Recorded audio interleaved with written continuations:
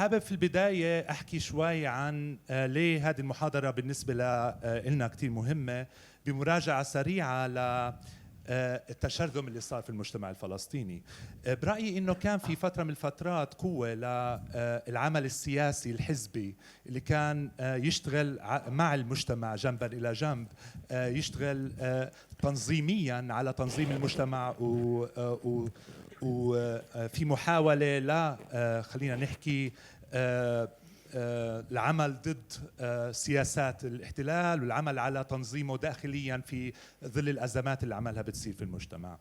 هلا هذا كلياته الدور السياسي اللي انفقد، اللي أنا برأيي وعلاقته بالمجتمع، ظهور أوسلو، تحول القيادة السياسية من عمل مجتمعي خلينا نقول جراس روتس على الأرض تحول لمؤسسة بيروقراطية سياسية ما إلها خلينا نقول أبوية، ما إلها دور مجتمعي، صفت هي بس مقتصرة دورها على القصة تبعت المعروفة حماس فتح وحماس، وكمان الدور المجتمعي كله راح لمؤسسات المجتمع المدني اللي تحملت عبء انهزام الدولة أو خلينا نحكي دور الدولة المجتمعي. فهذا انحط كلياته على مؤسسات المجتمع المدني، وترك دور المجتمعي من قبل السلطة، صار في فراغ سياسي فيه.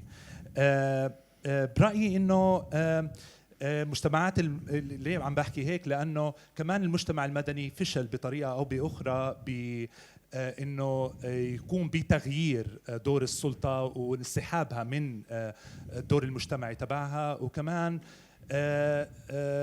وخاصة في التزامه بشروط الدونرز أو المانحين، وكمان بحثه في أطر ما إلها بعد مجتمعي خلينا نقول يعني في تماسك فيه.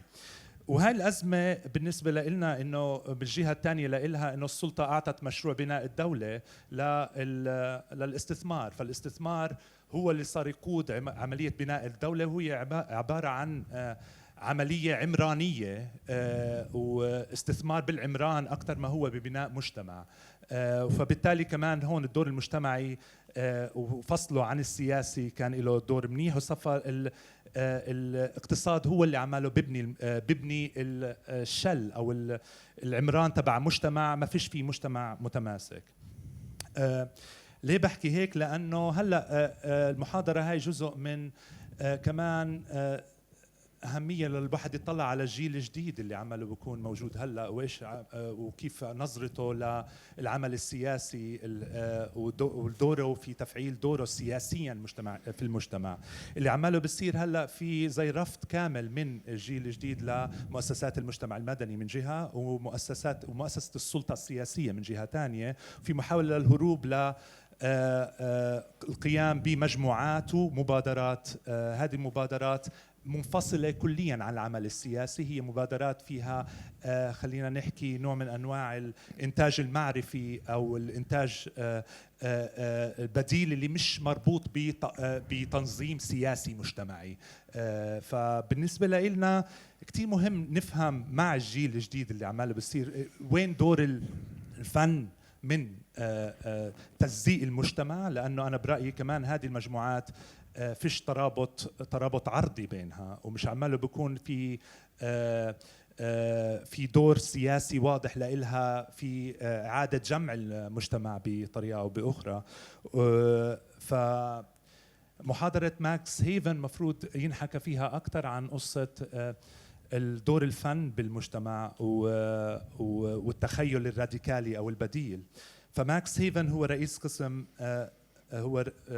رئيس قسم كندا للأبحاث في مجال الثقافة والإعلام والعدالة الاجتماعية بجامعة ليك هيد بكندا، وبتركز أبحاثه على ضرورة التخيل البديل.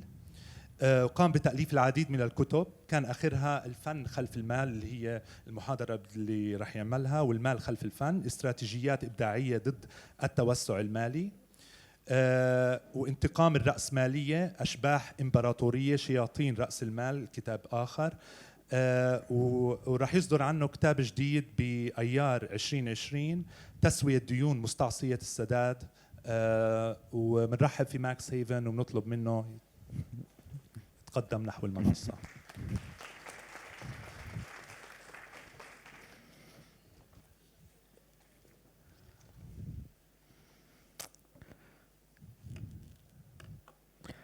Thank you so much. Thank you to everyone at the Qattan Foundation for your hospitality and for organizing this wonderful event. Thank you to all of you for coming. And thank you to many of you who are in this room who over the last 5 or 6 days have been so hospitable and have taken us around Palestine, have shown us the face of the occupation, but also what has been especially moving for me has been also the face of resistance in the cultural sector. And the face of Palestinian steadfastness and creativity in the face of the occupation. Especially moving for me because since, in fact, before I was born, my family have been very passionate Palestine solidarity activists, but it's rare that any of us get to come to the country. So it's been a very eye-opening, but also very moving visit, and thank you to everyone who's made that possible. I am here today to speak about this book, which I published a couple of years ago, called Art After Money, Money After Art. My publishers at Pluto wanted me to let you know that there is a 20% discount code on the book if you want to order the ebook or the physical copy. Or, for those of you who maybe are short on money at this moment, if you go to the website here, my personal website /Qattan, and the password with a capital Q is Qattan, you can find a PDF version. Just don't tell my publisher.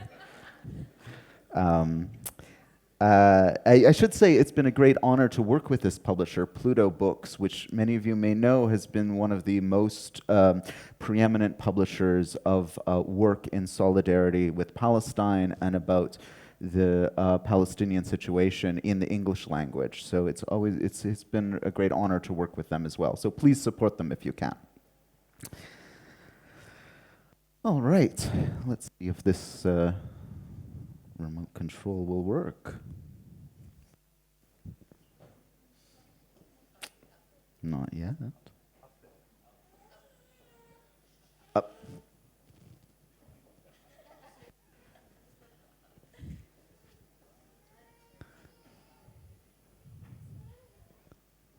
Maybe it'll, oh, now? That's the last slide. But now you have a preview. Now here it's working. Oh. I think I see the problem. Okay, one moment. You're going to put it in reverse very quickly. All right, now you can go home.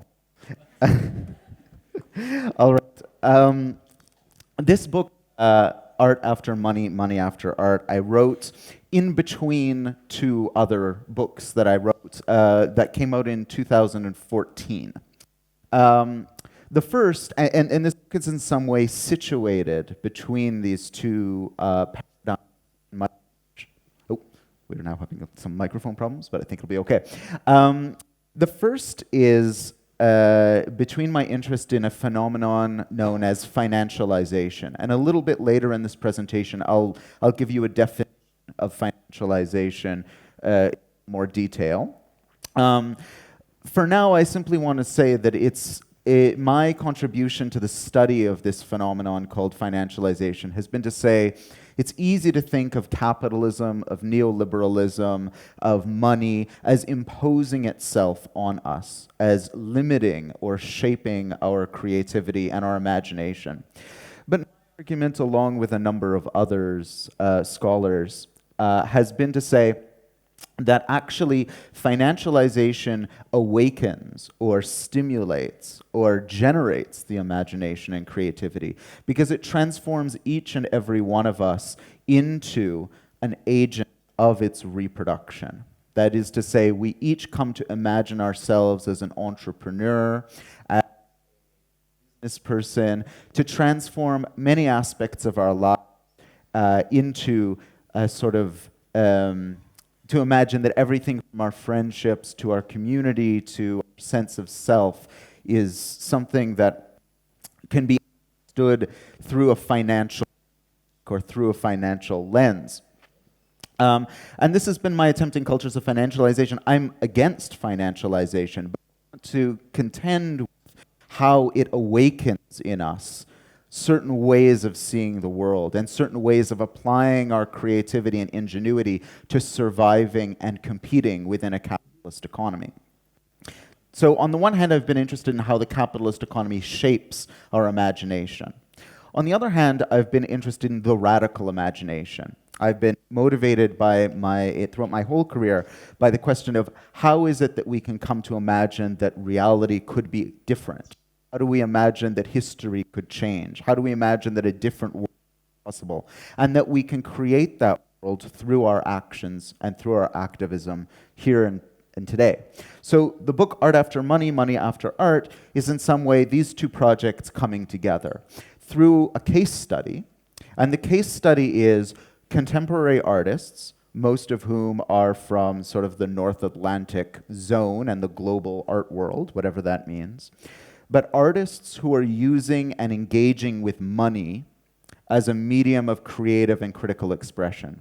So I'm interested in the way that artists are using coins, bills, credit cards that are engaging with debt, finance, credit, international markets as a means of critiquing their own conditions under capitalism and critiquing capitalism as a system more generally. And the kind of operating thesis of the book is that while we like to imagine that money and art are completely different and completely opposed to one another, in fact, something much more interesting comes into focus if we acknowledge that, in fact, they have a very deep and intimate relationship with one another, as I will describe to you now. So this project began, I guess, about 10 years ago now, when I started teaching at an art college in a small Canadian city, an art college that was known for activism and activist art. And I began to need to teach my students about economics and about capitalism and about the connections between capitalism and colonialism, capitalism and patriarchy, capitalism and other systems of power in a language they would understand, which is to say I needed to find examples of artists who are engaging directly with these systems. And so I began to develop an online archive, which you can still find at moneyandart.tumblr.com, of examples of artists who had worked with money in various ways, both historically and working in the present. And that then became the archive that I explored in the book, which came out 2 years ago, that we saw a moment ago. In the rest of today's presentation, I'm going to do a couple of things. So in the first part, I'm going to give you a kind of conceptual overview of the main arguments of the book, which hopefully won't be too boring, but there are lots of images if you're bored by the conceptual side. And many of the images are featured in the book or are featured in this archive here. And I've put captions in each of the images in case you're interested in those artists and their work.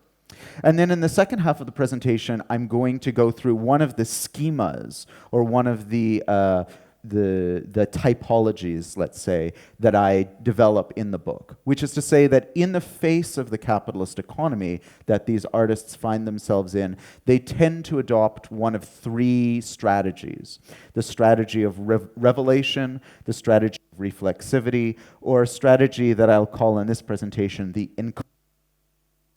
I'll mean by that in a moment. And I'll try and speak loudly in case the microphone continues to cut out. All right. So this book is three main questions. And the questions are essentially, how is art valued under capitalism today? And the second is, what can art's value under capitalism and the way that that's changing in global marketplaces? What can that teach us about that system, about capitalism, and about the way capitalism is changing? And the third question is, how are artists responding? So I'll go through these just to give you a sense of some of the things that I was thinking about when I started working on this book. How is art valued under capitalism today? There has been a huge boom in transnational markets for contemporary art, that is to say, the art of generally still living artists, over the last 20 years. The size of this market and its growth is difficult to quantify for a whole variety of reasons, but estimates range anywhere between 20% per 20% per year to 35% in the prices that are achieved at auctions and in informal art markets for the work of living artists. And that is emblematized by the interest of a major global accounting firm and finance firm like Deloitte. The top part of this slide, their website, which advertises their services as one of the world's leading businesses for assessing, insuring, and providing services to the international art world. On the bottom right, you can see an art fair.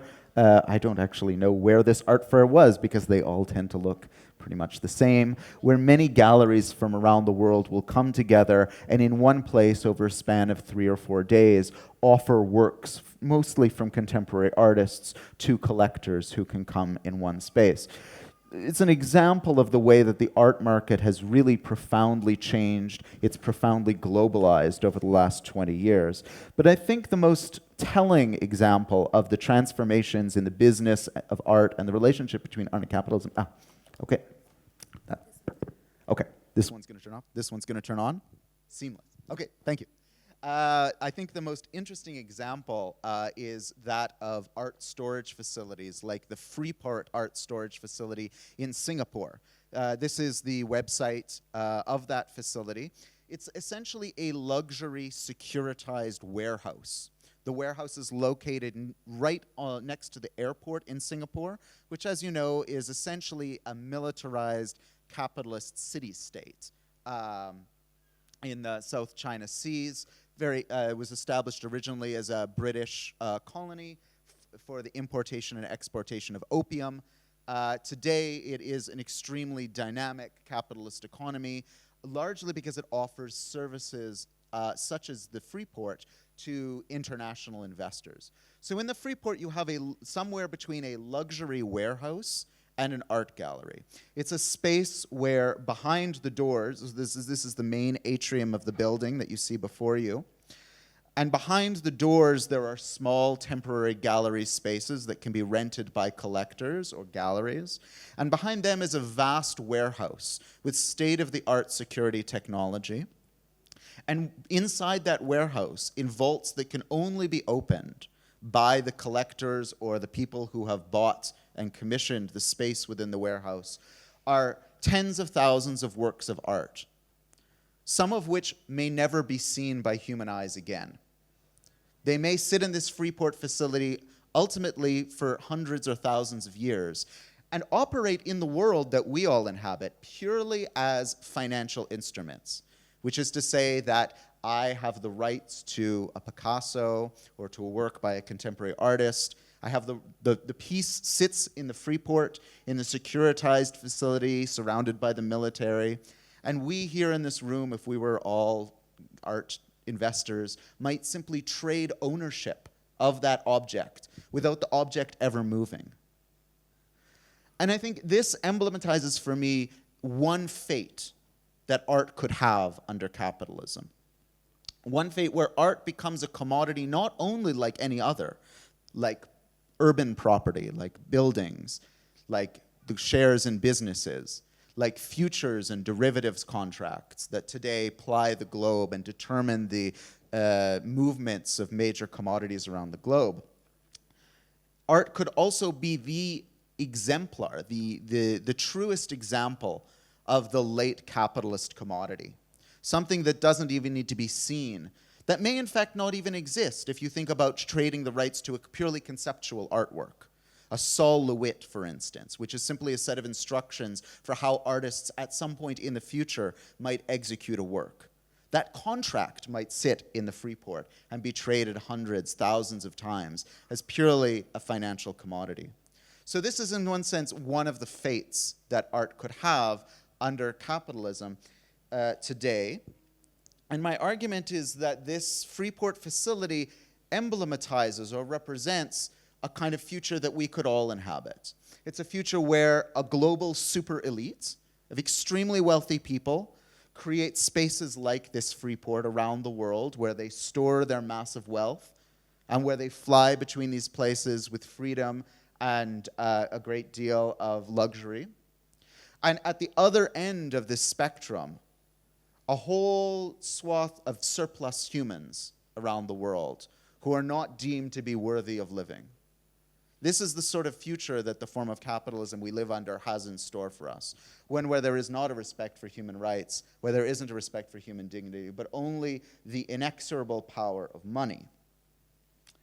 So the second question this book asks is, well, if that's what's happening to art, what can that tell us about the nature of capitalism that we inhabit today?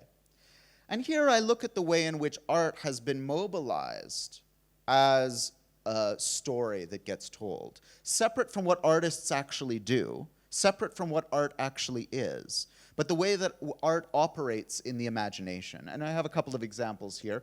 On the left is the major American fast food brand Subway. And starting in actually the late 90s, they began to rebrand their minimum wage employees as sandwich artists. And I ask, why the artist? What does Subway get from naming its employees an artist rather than an employee? Well, you might have an obligation to your employee. Your employee might be able to unionize. Your employee might be able to go on strike or demand higher wages. But if you can recast your workers as artists, then they begin to think of themselves as self-actualizing individuals. You can ask them to think about themselves as investing in themselves, investing in their skills. You can ask them to think about themselves not as employees who have any sorts of obligation to one another, but as competitive agents in a global capitalist economy, just as they imagine that artists are. Artists who don't want to have a relationship to any institution, artists who want to be free, artists who want to move in the world without the kind of tethers or the kind of connections that other workers might want. So the artist in the imagination becomes an alibi or a means to transform the way in which workers are encouraged to think about themselves. Now, of course, most workers are not going to become artists, and they're not going to enjoy the things that artists are supposed to enjoy. Most workers are going to remain exploited and bullied and in essentially authoritarian circumstances under their boss. But if you can convince them to think of themselves as artists, then it's much easier to control and exploit them. A similar phenomenon is happening where the figure of the artist is being mobilized in the transformation of global cities through the processes sometimes known as gentrification, where art and artists are brought into neighborhoods as a means to take neighborhoods from often poor and in many global cities racialized or migrant populations and transform them into a place that's more desirable for wealthier people. Here we talk about art as the artists as shock troops of gentrification, the vanguard, the front line, even though in the end it will unseat and displace the artists themselves, who eventually will be priced out of the market and not able to live in the neighborhood. And we see in global cities around the world the mobilization of the idea of art as a means to wage this kind of capitalist urban warfare. So in both cases, I think what we see is that art under capitalism has a use.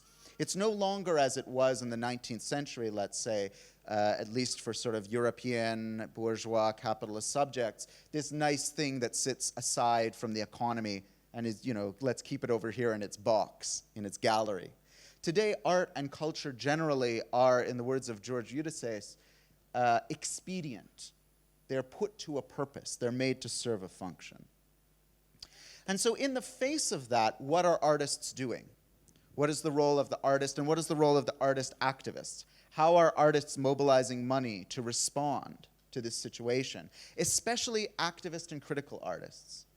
And what can those artists and the way they are maneuvering and working within this situation, what can that teach us about resistance to capitalism today?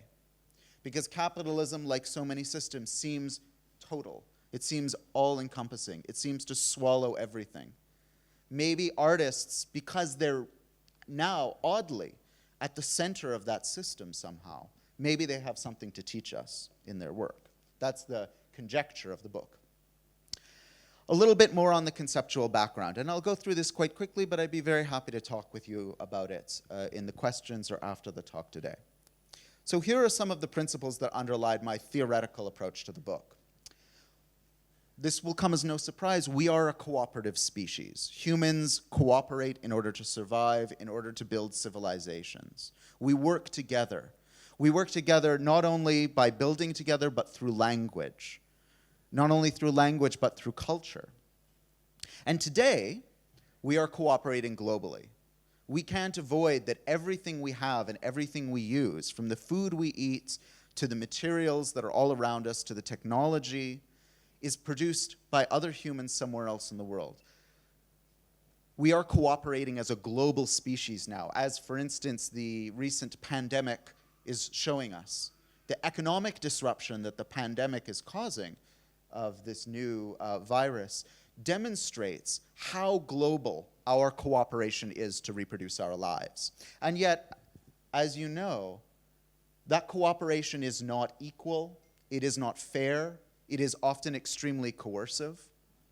Most people don't get to choose how they would like to cooperate with one another. Most people are coerced into their form of cooperation, either because of the economy in which they exist or the political circumstances within which they exist.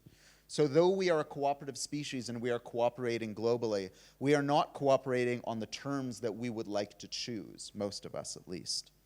I mean, if you happen to be a billionaire, congratulations, this is great, but most of us are not, unfortunately. We cooperate as a species through a connection between value on the one hand and the imagination on the other. What we are capable of doing, what we are capable of making together, the fruits of our cooperation, are sublime, which is to say they exceed our imagination. Think if we could take all of the 8 billion people on the planet today and through some magical means transform the way we cooperated together. We could create a completely different world. But we don't know what that world would look like because it's so, the possibilities are so vast. There are so many possibilities. And so in order to be able to cooperate and to come together and understand how to cooperate, we need tools. And those tools include language, and they include art, and they include culture.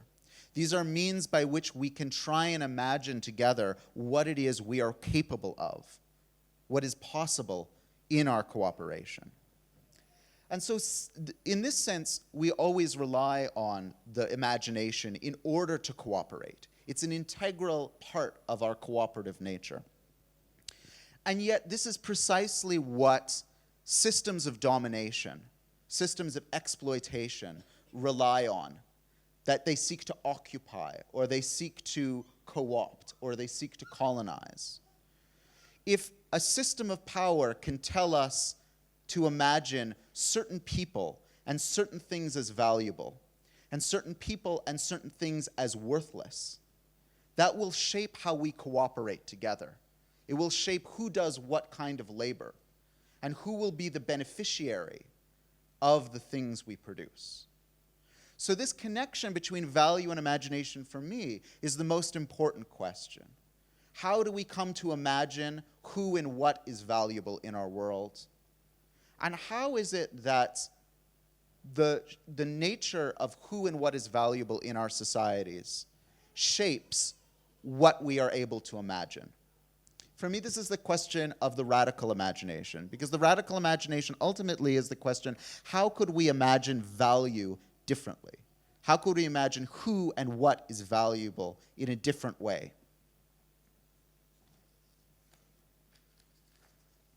The insistence of all systems of power, but especially neoliberal capitalism today, is that nothing else is possible. That we have a perfect system for valuing human life and human labor. But of course, we know from our own lives that this is not at all true.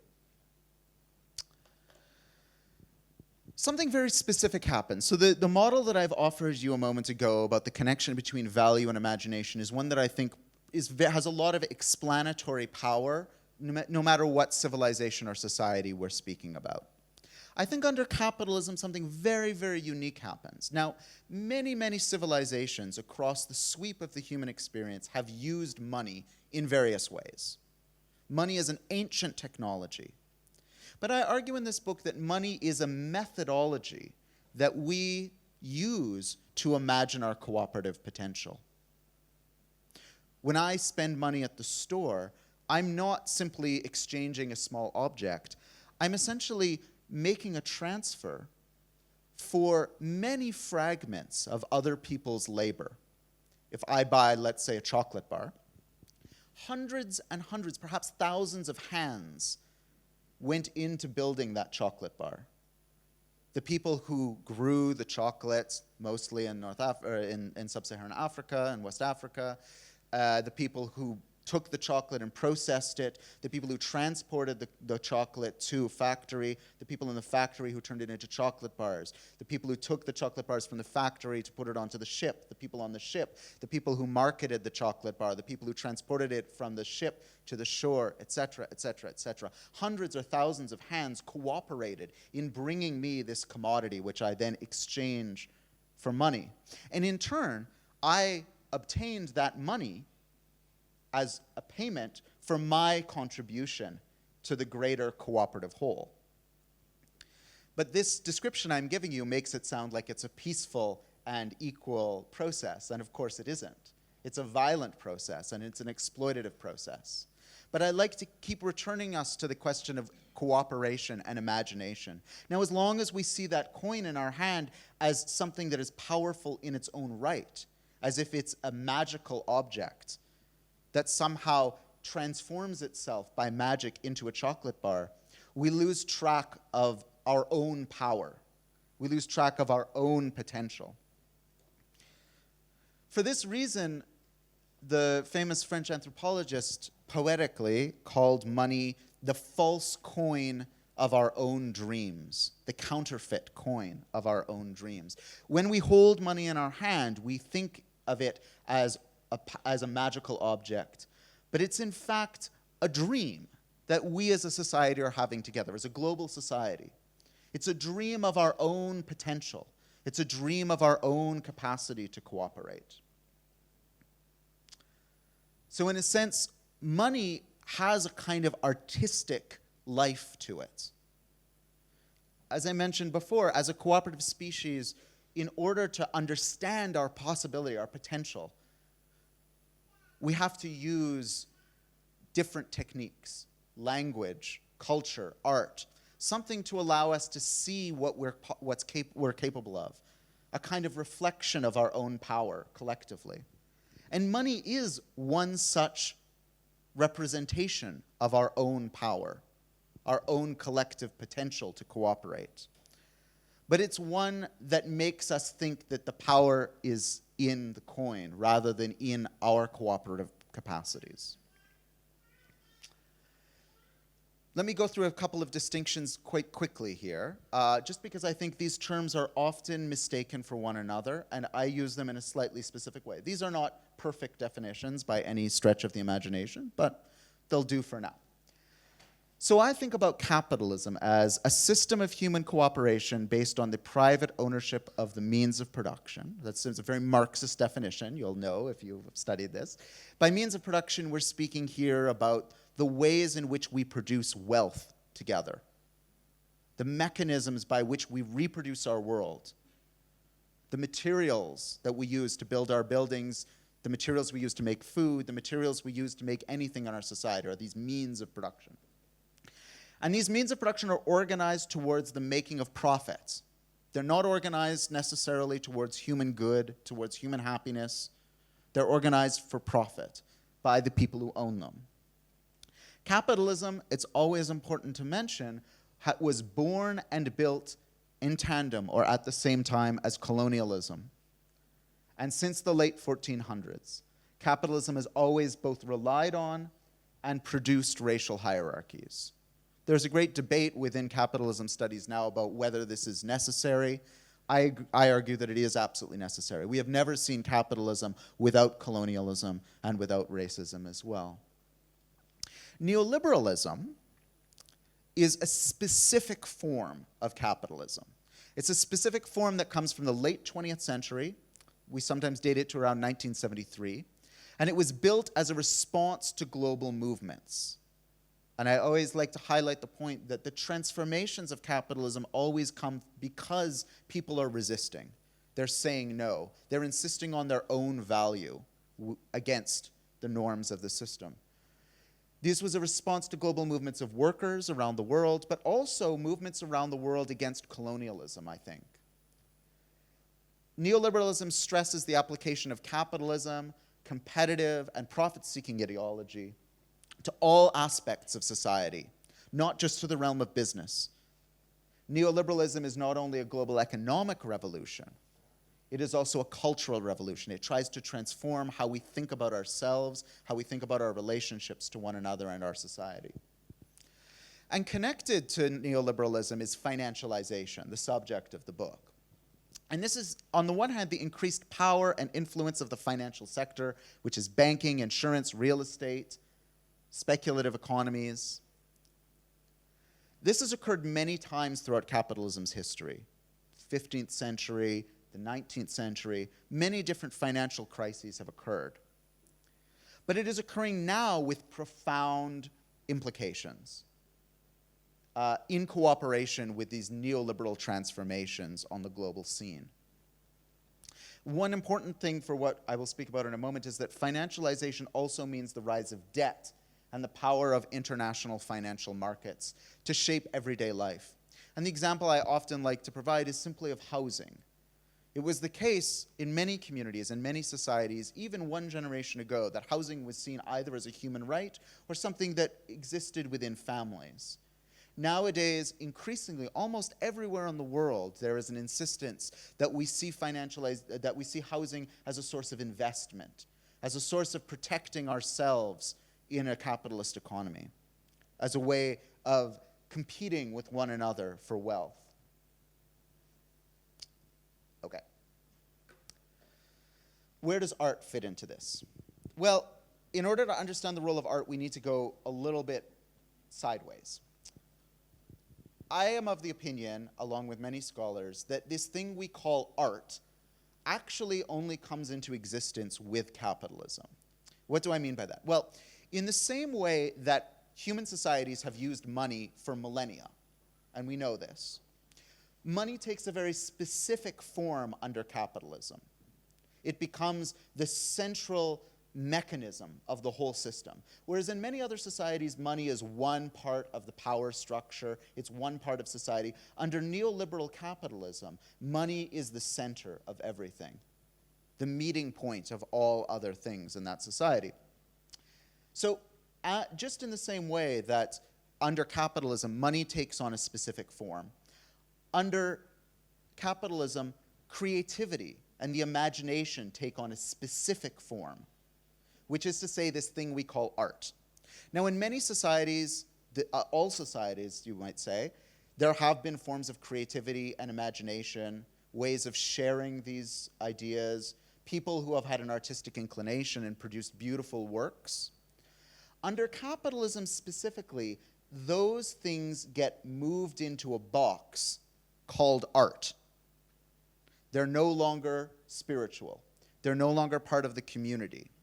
They're no longer an aspect of people's lives. There becomes a separation between, on the one hand, art, fine art, and craft. There's a separation between art and antiquities, or museological artifacts. Art becomes a strange category that is supposed to be pure and pristine, and it has a number of functions, which I'll talk to you about in a second. But essentially, the important thing to take away from perhaps this point is that when we're speaking about art as a thing that sits in galleries, that is becomes an object of intense financial speculation for a global capitalist class, we're speaking about an artificial category.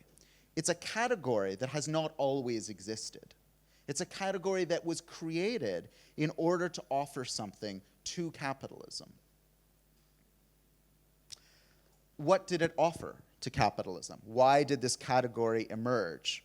And here I'm thinking about the 15th and 16th century as Renaissance Italy or the Dutch Golden Age were enriched by the ventures of colonialism, the origins of capitalism itself.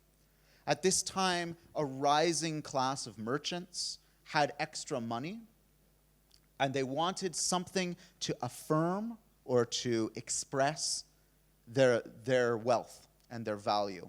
And so they developed a market for this thing we call art. And it offered those capitalists a number of different things. So one of them was evidence of a colonial worldview. Because as these capitalist markets began to take shape in Europe, based on the exploitation of wealth from colonies, it needed to develop an ideology that suggested that Europeans were the most supreme, the most powerful, the most intelligent actors in the world. And so there was a glorification of the European artist as the height of civilization within the kind of racist worldview of the day. And the collection by these merchants of these artworks was a means to reaffirm or reapply this ideology. Of course, art in the early history of capitalism was also a commodity that could be invested in. It was an object that you could buy when it was new on the market and sell later for much more money in a sort of capitalist paradigm. Investing in art, buying art, was like a game, right? It didn't have huge consequences like a large voyage across the world to take slaves or to build colonies. But it was a sort of game that mirrored the game of capitalism, a sort of miniaturized version of those markets. Art provided the early capitalist class with a ticket to an exclusive club of other rich and wealthy people. To be in that company not only was glorifying to the individual, it also offered opportunities to make deals on the side, to meet other members of the class, to make alliances, to make deals. For the collector of the artwork in these early days when art began to emerge as a specific category, your ability to buy art, your ability to collect art, gave back to you a sense that you were morally or spiritually superior as well. You didn't just care about money. You weren't simply greedy. You wanted to invest in the better things in life. You wanted to lift up civilization. And indeed, this idea that investing in and buying art lifted you up morally and spiritually was important for a capitalist class who were doing terrible things around the world at the time.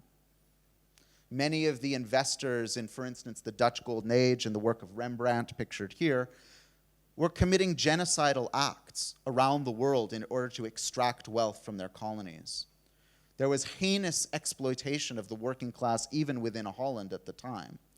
So this moral and spiritual uplift that art provided was extremely important to the soul of the capitalist at the time as well.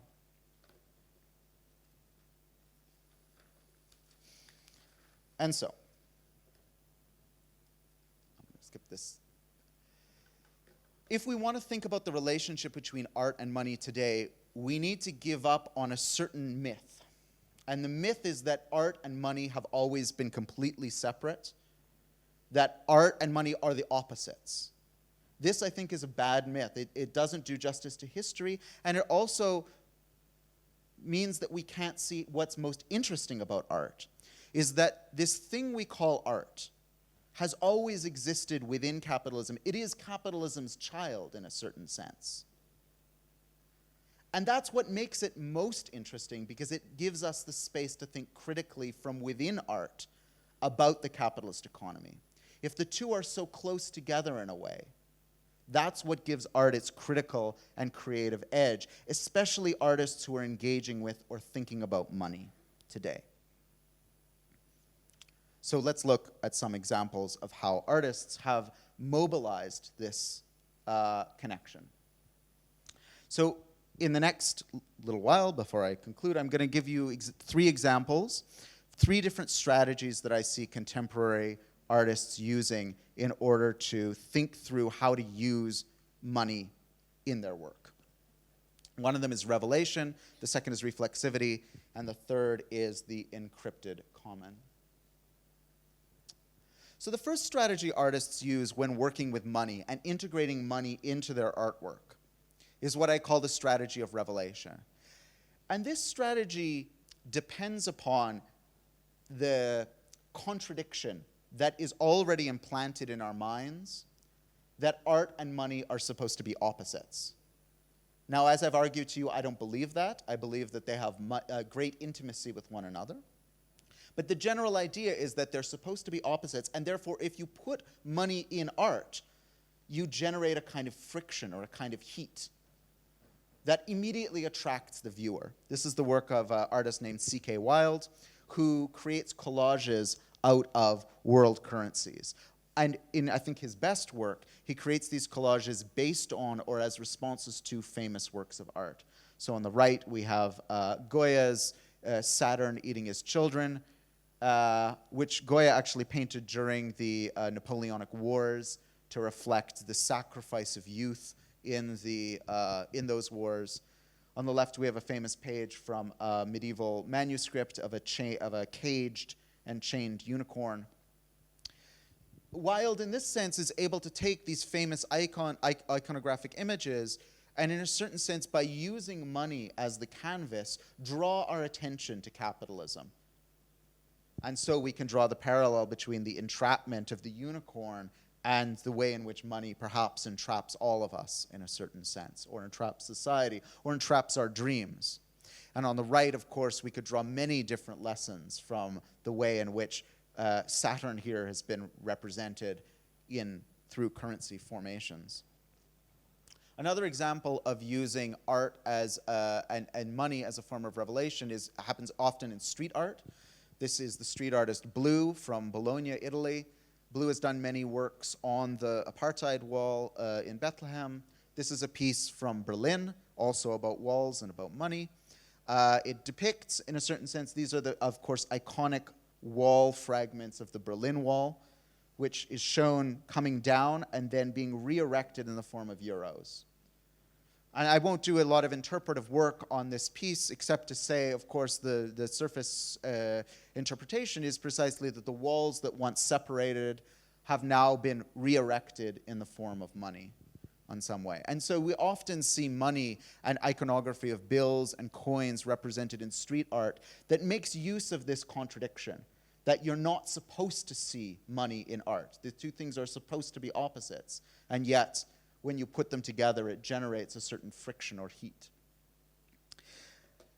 I find this strategy can be extremely effective for artists. It certainly generates a lot of interest. It's a very charismatic form of expression.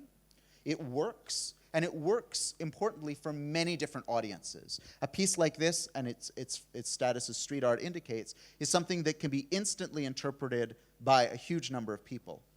But there's a risk here for these artists, and the risk is this. In order to make their work effective, they are participating in some ways in the same myth that they might be criticizing. The myth that the artist stands outside of the economy, that the artist is a figure who should be seen as somehow immune to the pressures of capitalism. And I think there's a danger in reproducing this myth, because though it can allow the artist to appear as a kind of as a sort of wise person, as a sage, as someone who comments on society, it can also reproduce what I think is an unhelpful understanding of the connection between money and art, and also the deeper structures of art and money that I'm seeking to point to. So a second strategy is what I call reflexivity. And this is where artists self-consciously point to their own complicity within the capitalist economy. They don't say, aha, I as an artist stand outside of capitalism and therefore I can comment on it. They say, in fact, I'm part of it. So this is a piece by Christian Jankowski called Kunstmarkt TV from 2008, or Art Market Television. In this piece, which was staged at an art fair, Jankowski, who's Austrian, essentially created a 45-minute long video, which, as you will kind of guess, echoes home shopping television, where you see often on late night television them advertising jewelry, gadgets, all sorts of things that you're supposed to call and buy or you order on the internet. So he used this form in order to sell the artwork at the art fair in this kind of crass, distasteful way, in order to make a comment on the crass and distasteful marketing of art within our society. And in fact, in the video, at the climax of the video, which we see in this still here, he's in fact selling the video which you are watching to the client. So it's a limited 1-in-5 edition of a DVD, 45 minutes long. And so here, Jankowski is drawing attention to his own complicity within the marketing and financialization of art.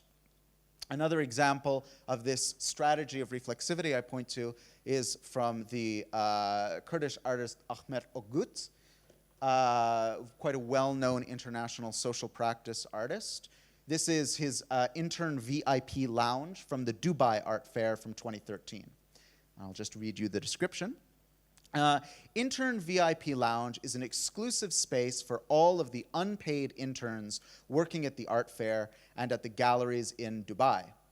Only these volunteers, after registering at the Intern VIP Lounge's information desk, will be able to access the lounge. So it's only for the interns. An exclusive space that not only provides a relaxed and entertaining ambiance, but also operates as a knowledge exchange space with a special program of events, including meetings, presentations, and film screenings. So Ogut received an invitation to make a piece at this major art fair in Dubai, and instead of making and selling a piece, he created a special lounge for the most exploited people at the art fair, the interns who weren't even getting paid, who were just doing it for exposure in order to help their career.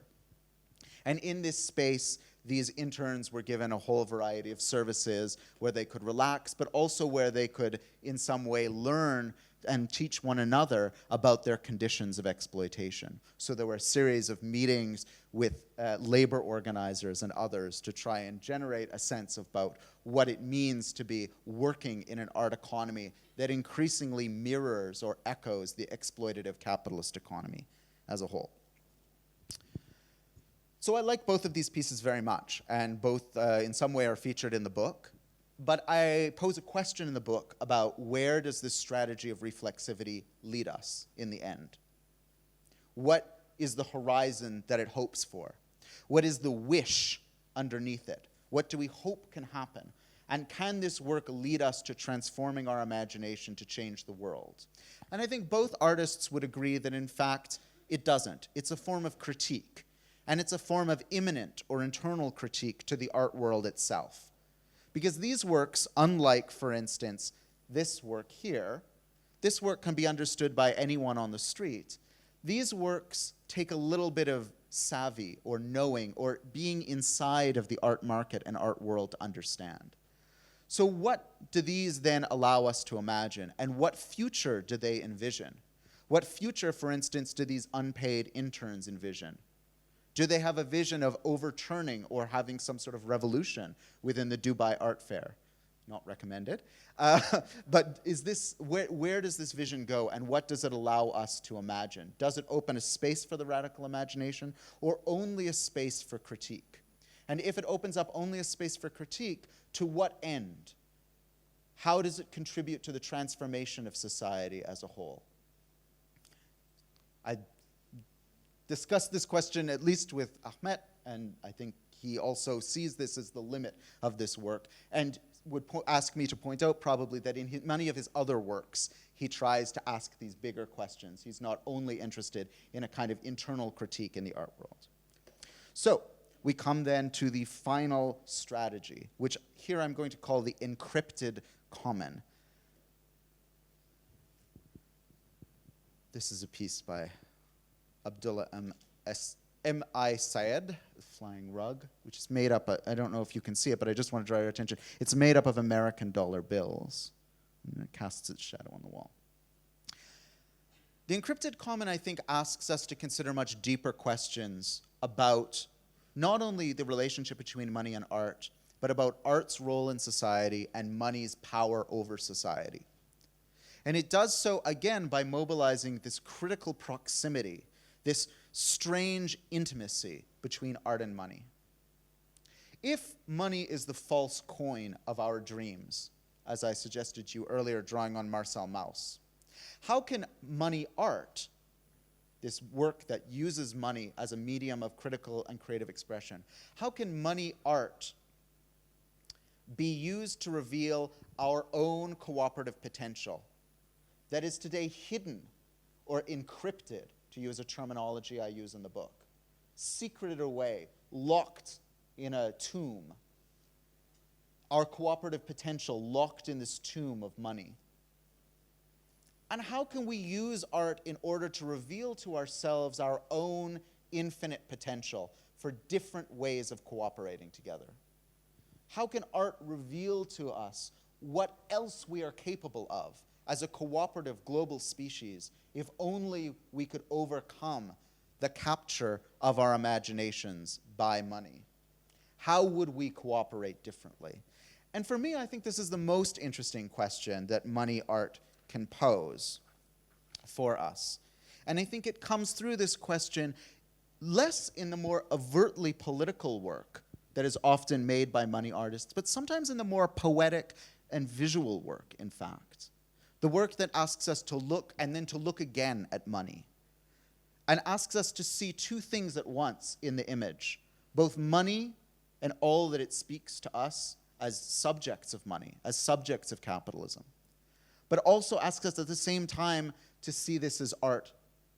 And in that moment, the crossover between art and money becomes visible to us, and asks us to think about what money is and what art is and how they work together. The final thing I wanted to share with you today is a project by a friend of mine and a collaborator, Francis Negron Montaner from Columbia University. And I thought it would be very interesting to end on this as an example of art, of a social practice or participatory artwork that works with the encrypted common, because I see many parallels between the situation of the Palestinian struggle and the situation in Puerto Rico, where Frances is from, and to which this project she worked on speaks. Now, for those of you who are unfamiliar with Puerto Rico is a colony of the United States. Now, of course, we could speak about American imperialism and its colonialism around the world, but Puerto Rico is actually a colony of the United States. It was taken over from the Spanish Empire in 1898. Puerto Ricans are citizens of the United States, but they do not effectively have voting rights within the United States. Their government sits at the pleasure of the US Congress. They have observers at the US Congress, but they don't have any say at the US Congress. They're essentially still one of the world's oldest colonies and still surviving colonies. In fact, they've been cited by the United Nations at various moments for still retaining a colony in the old style, not the sort of new financialized neocolonial style. Puerto Rican economy is completely controlled by the United States. Puerto Rico is not allowed to have its own currency and has not been allowed to have its own currency for about 120 years. It is a form of economic oppression where all goods and services for the island or the archipelago of Puerto Rico come through the United States. They're not allowed to import or export anything outside of basically ships that come to and from Miami and the other Gulf states in the United States. And it is the playground of many US corporations, both in the tourism industry, but also importantly in the financial industry. So because Puerto Rico has this strange colonial status, many global and American banks have set up offices there in order to take advantage of the loopholes that are offered by this colonial relationship.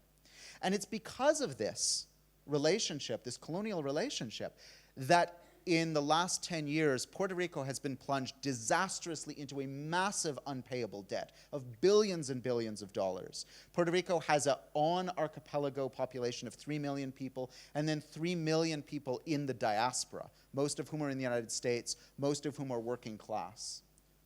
So it has a huge population, and the United States has always relied, at least for the last 120 years, on Puerto Ricans in the United States as a source of cheap labor.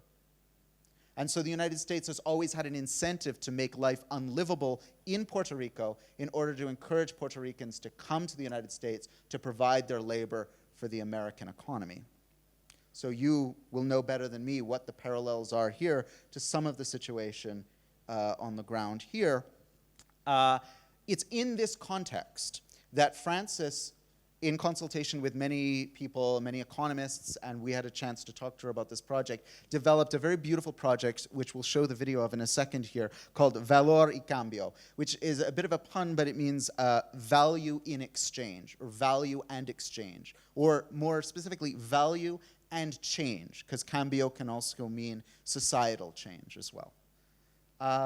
So maybe the video is very descriptive. Maybe we can show the video, and then after that, I would be happy to talk through it and answer your questions.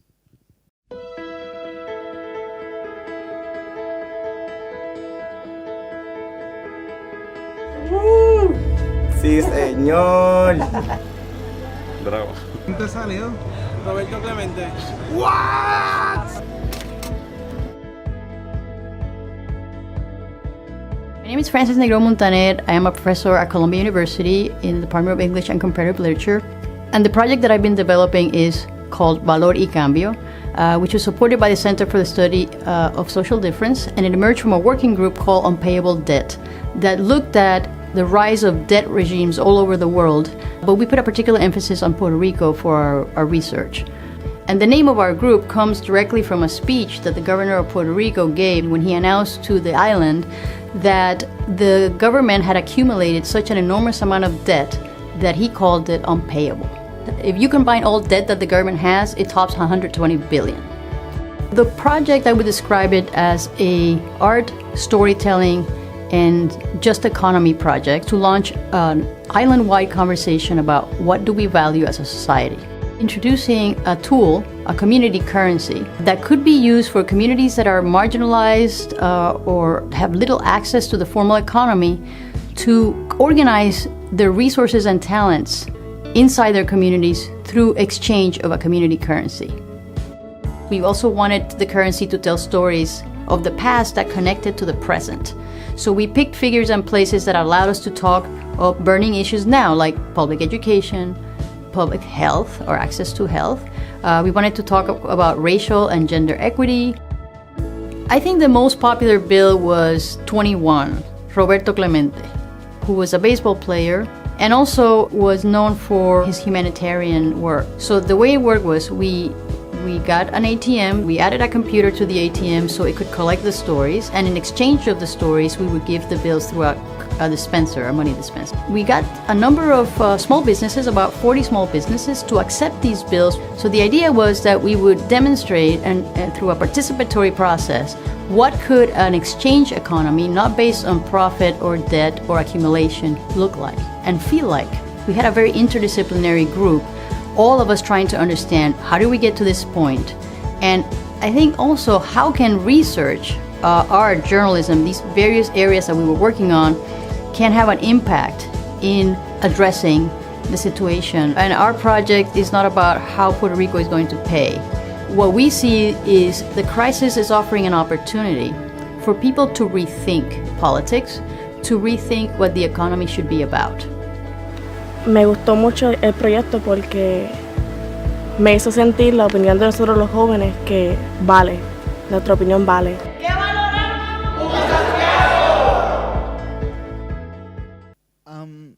So this is one of my favorite projects, partly because I got to see it from its the idea until the fruition, but it's also, I think, I can safely say after studying money art projects for many years, by far the most successful project I've ever seen. Not only, I think it's very successful on its own merits artistically, as a social practice and participatory art project, but it's also extremely popular in Puerto Rico.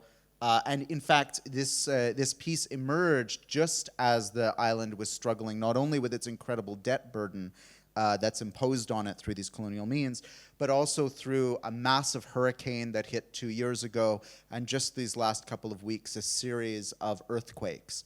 And speaking with Francis, some of the ideas they're working with for the next stage of the project is to actually make this not just something that people collect and encounter in an intellectual way, but actually possibly a functioning alternative currency with certain rules and regulations around it that could begin to network many groups on the ground in Puerto Rico who are working on building an alternative economy outside of the kind of colonial apparatus to, for instance, allow for the exchange of culture, food, and many other things within the economy that are being produced locally.